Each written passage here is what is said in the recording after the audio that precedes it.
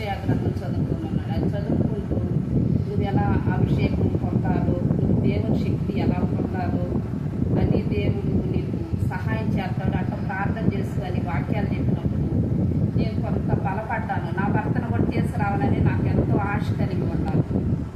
అట్లా ప్రార్థన చేస్తూ వచ్చాను.